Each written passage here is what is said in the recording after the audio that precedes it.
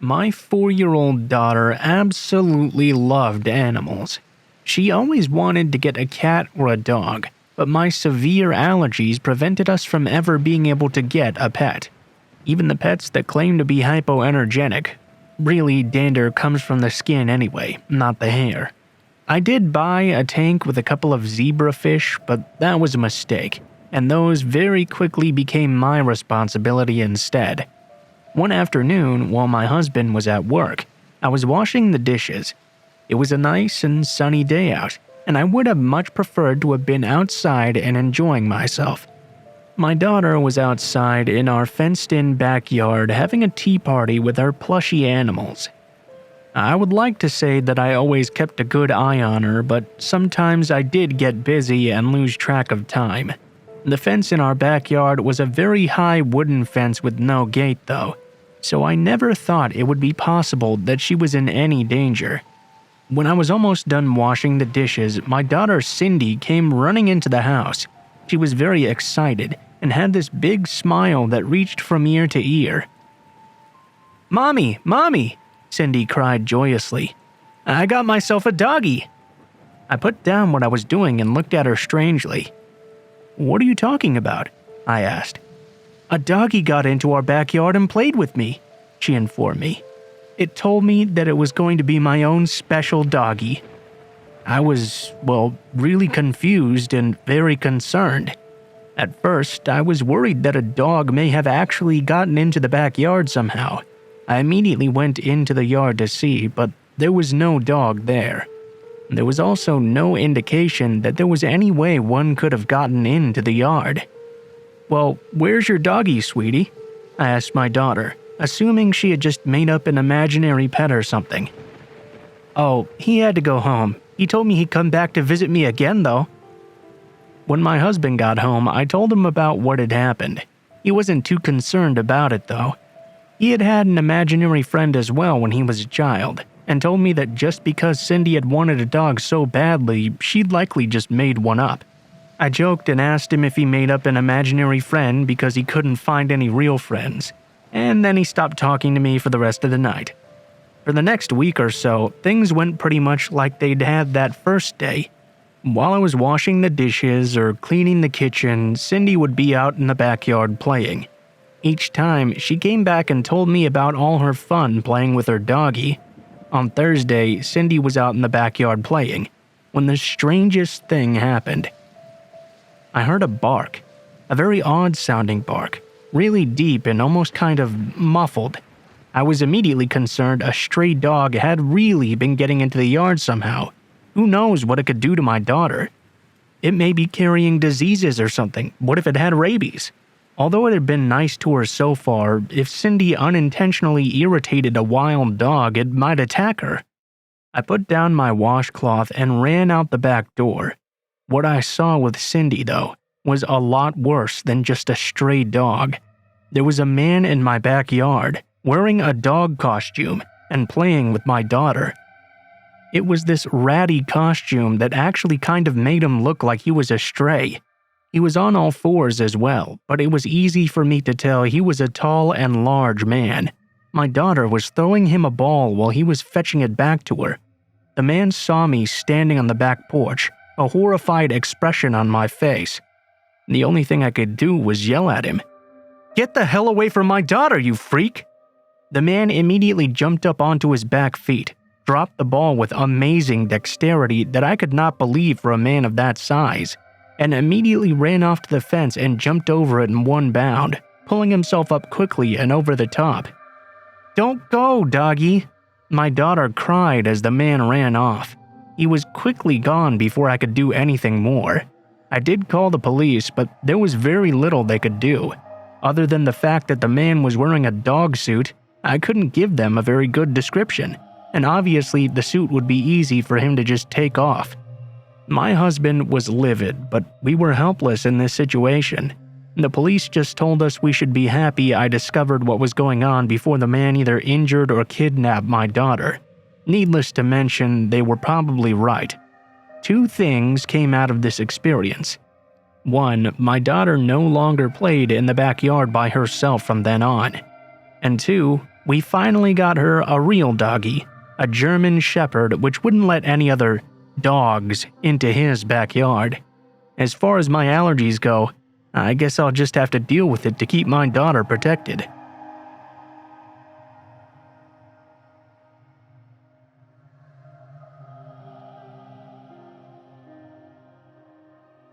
My name is Jeff, and this story happened when I was a child. When I was 10, my family lived in a 2-bedroom house. My parents slept in one room, which was conveniently on the far end of the house, while I shared a room with my 7-year-old brother Michael. I really didn't mind sharing the room with him because I loved my little brother, and the two of us got along really great.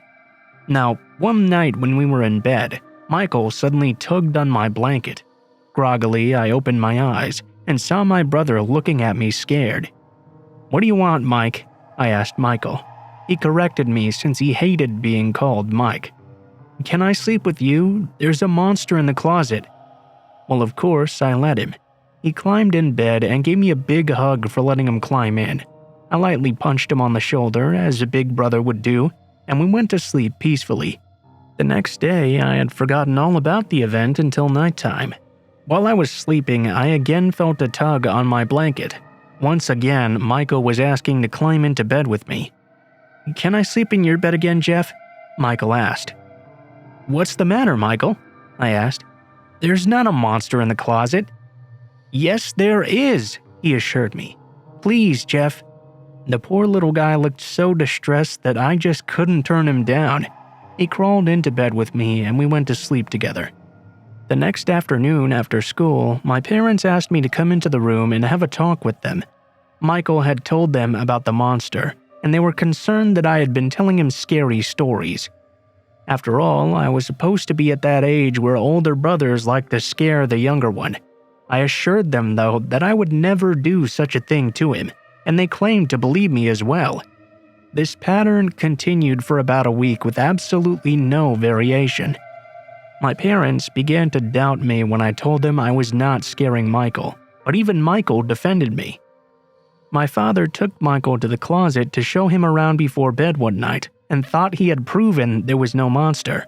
But once again, Michael claimed to see the monster that night and climbed into my bed.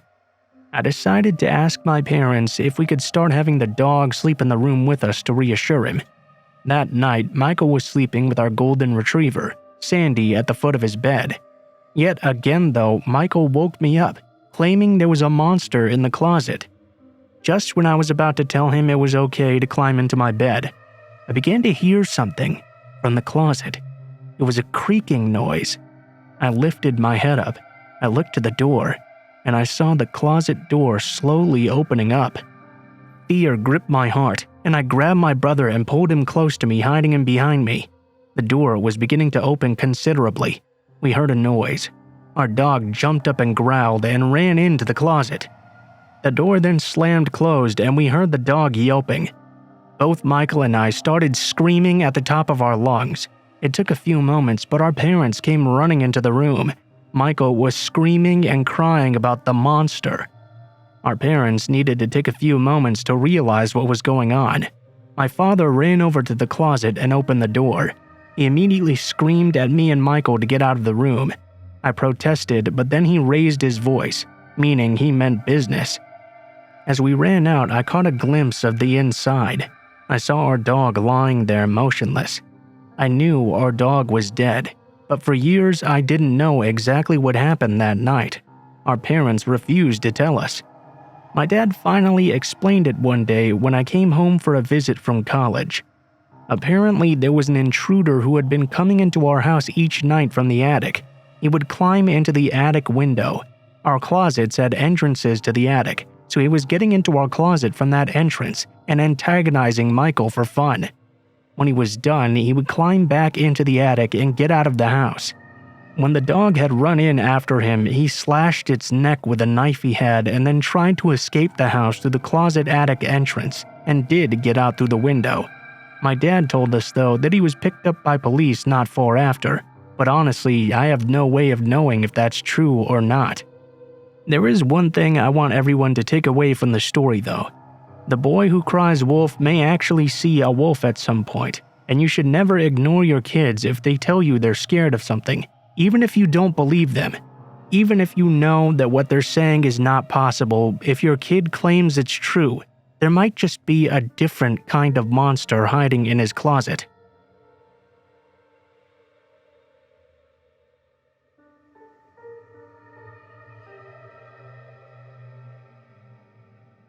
Another 2-story house with all the bedrooms on the second floor. My wife and I have 4 kids of different ages. This story involves a strange incident that happened with our youngest boy, Kyle, who was 7 at the time this story takes place. My wife and I were in bed watching TV when Kyle walked in rubbing his eyes. "Dad, can you give me some water from the fridge?" Kyle asked. "There's a little boy hiding behind it and he won't stop teasing me." Well, we were much more concerned with our kid being up late at night than we were about this make-believe kid hiding behind our refrigerator.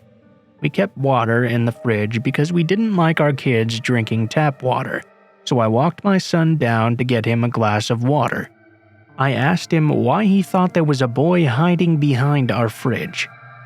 He knew I wanted water for some reason, and as I started getting closer to the fridge, he started whispering to me, "Kyle, water, water, drip, drip, drip," he said. When we got downstairs, I first made my son look behind the fridge with me, and indeed, there was no boy hiding behind there. I then got him a nice refreshing glass of cold water from the dispenser and put him back peacefully to bed. The incident with the boy behind the refrigerator happened again about a week later, though. It was almost identical to the first experience. 2 weeks later, almost an exact repeat of the whole situation happened again. After nearly 2 months where our son would seem to randomly come into our room during the late evening claiming a boy was behind the refrigerator, my wife and I began to get really concerned. Although we knew that there was no one behind there when we checked, we figured there must be something else that was real going on here, so I talked to Kyle a bit more. I told him that the next time he needs some water late at night, rather than trying to get it himself, he should first come into our room, and I'll go get it for him. A week after our talk at about 10 p.m., Kyle entered our room and nervously asked me to get a glass of water. Leaving Kyle in the room with my wife, I walked down to the kitchen to get it for him. As soon as I was approaching the refrigerator, I heard a honey-sweet voice saying, "Kyle, water, water, drip, drip, drip." After a pause again, "Water, water." I froze, not only confused but genuinely unnerved. I slowly began to approach the refrigerator when I heard it once again. As I moved to peek behind it, I cautiously walked to the side, fully expecting to see a little boy there. Well, I didn't see anything behind the refrigerator. I turned the corner and saw absolutely nothing. Well, not nothing really. Not nothing. I saw the furnace grating and clearly heard the voice lifting in from the basement. I stood there in silence for a moment, wondering what to do next. As I took another step forward, though, the voice said something different. "Don't get your dad, Kyle. There's better water here in the basement. Come down to the basement, Kyle." No, I didn't mess with this crap at all, and I was not going into the basement by myself. Fortunately, our basement door locked from both sides, so I immediately went over and locked it tight. I then grabbed my cell phone and called the police right away. They came over and found this really nasty-looking homeless man living in our unfinished basement. We usually never went down there for any reason because it was unfinished.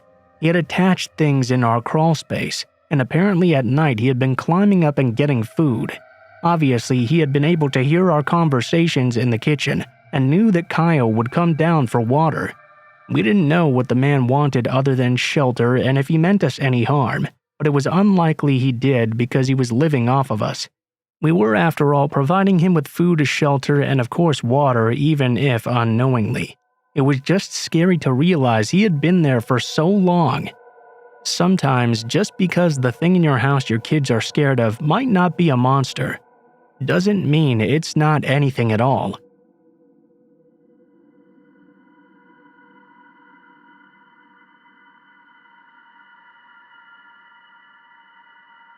This was easily the scariest and strangest thing that's ever happened to me.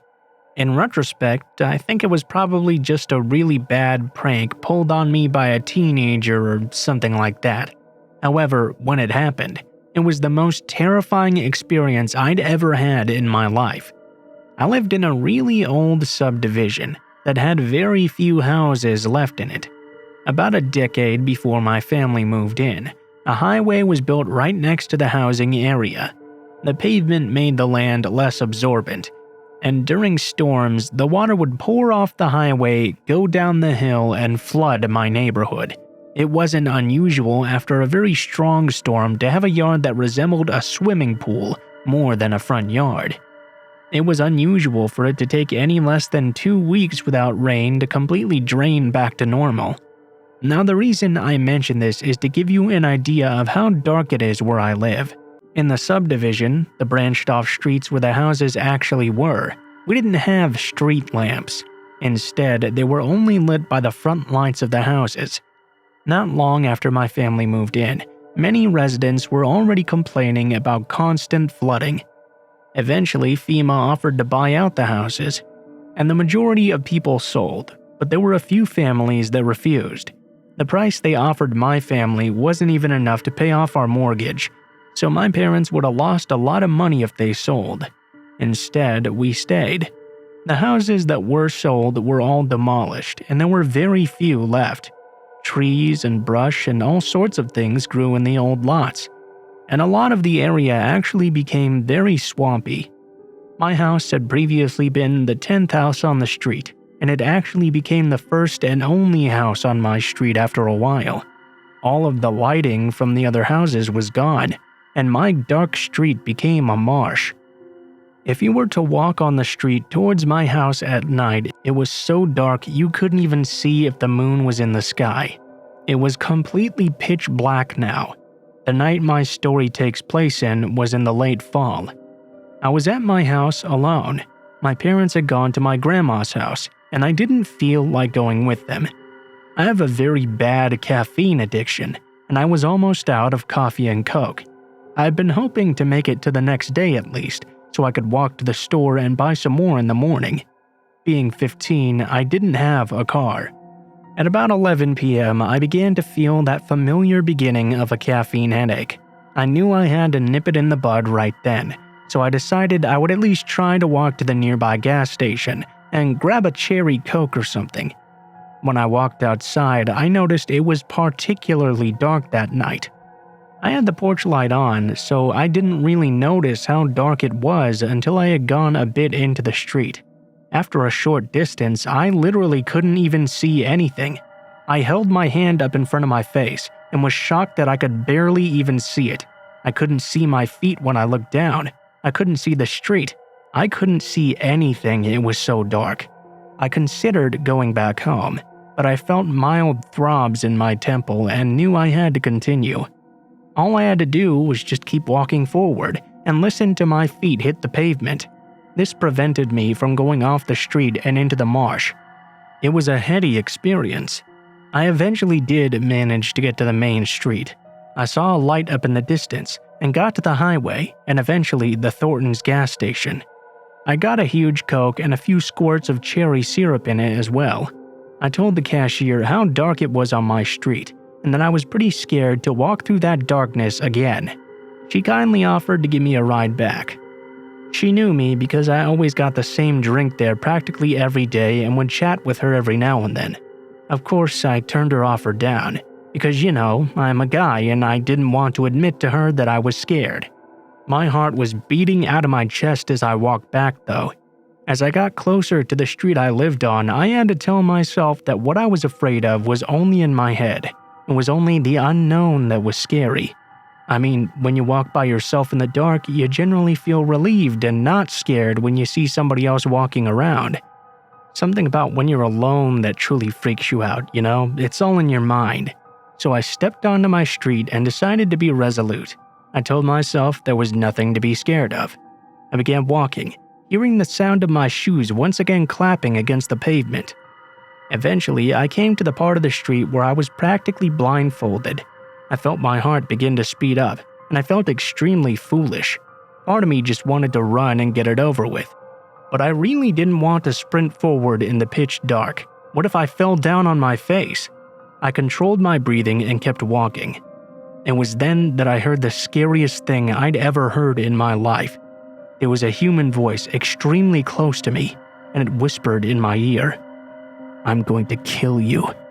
My flight instinct kicked in immediately, and I sprinted towards my house. I'd never run that fast before, and I likely never will ever again. I tore into the driveway, fumbled with my key, ran into the house without looking behind me, locked the door, bolted it shut, and ran into my bedroom where I cowered in a corner.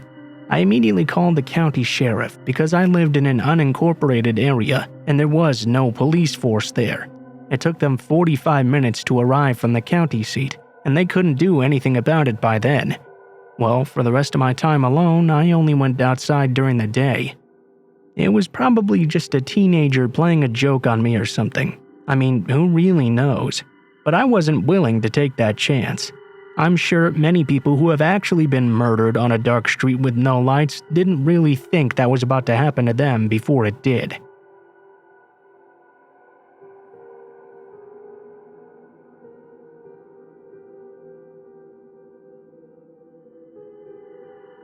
Even retelling the story just pisses me off. I mean, really pisses me off. Like you wouldn't even begin to believe.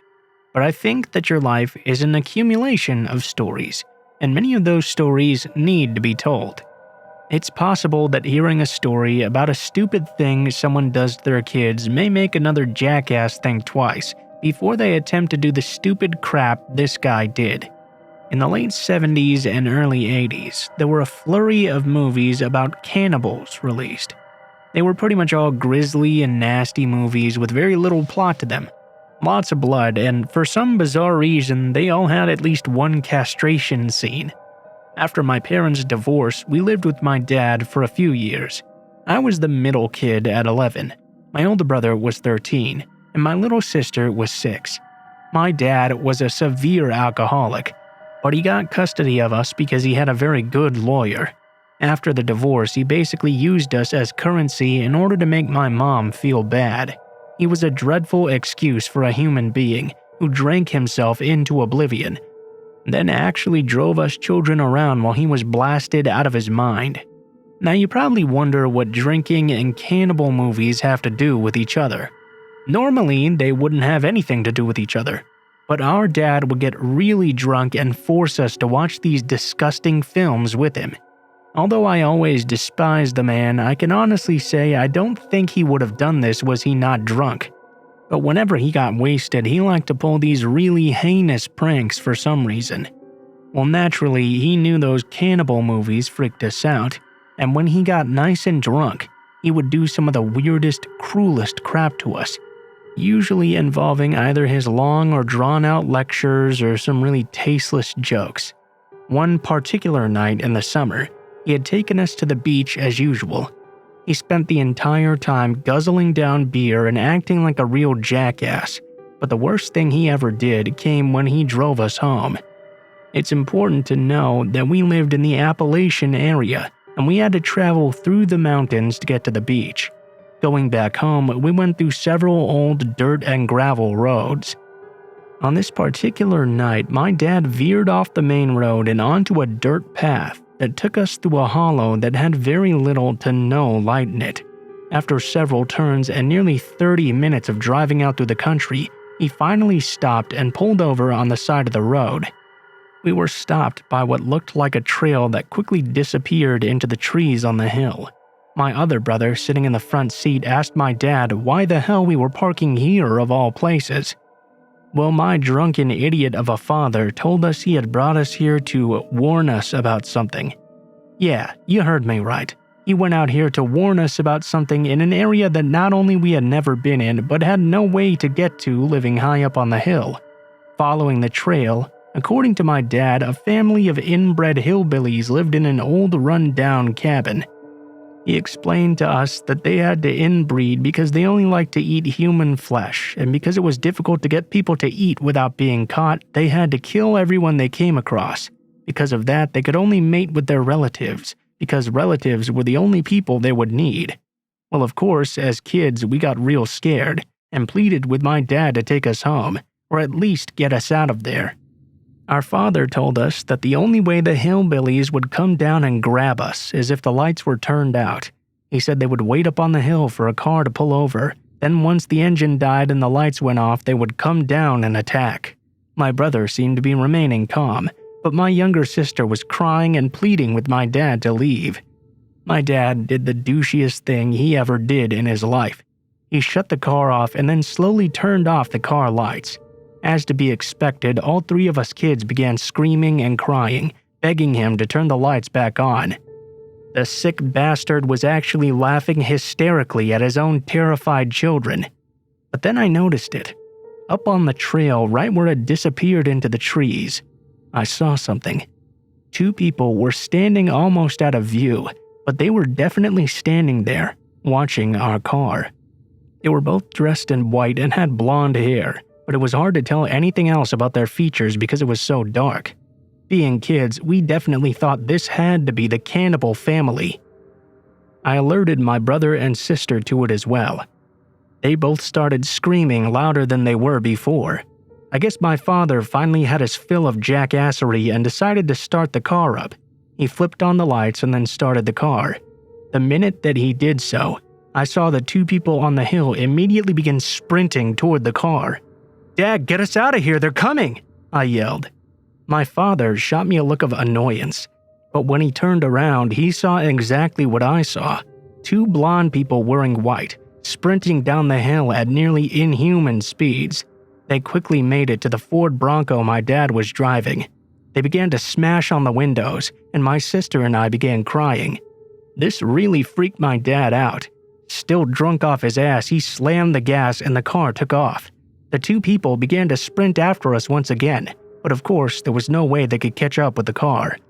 Well, it was also unfortunate that my dad was driving further down that dark and dirty country road. Every twist and turn was completely terrifying, and we expected to see even more of these creepy people each time we turned. Eventually, though, we made it to a paved road and drove away from that horrid scene. My dad told me later that of course he had made the story about the family up. He had no idea who those people in white were, or why they had attacked our car. We figured it must have been because they were doing something illegal up on the hill and didn't want to get caught. Who really knows?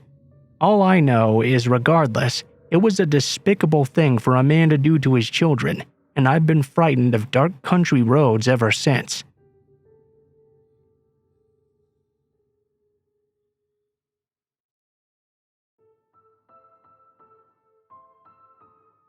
What is up guys, Blue Spooky here. Thank you guys so much for watching, especially if you made it this far to the end of the video.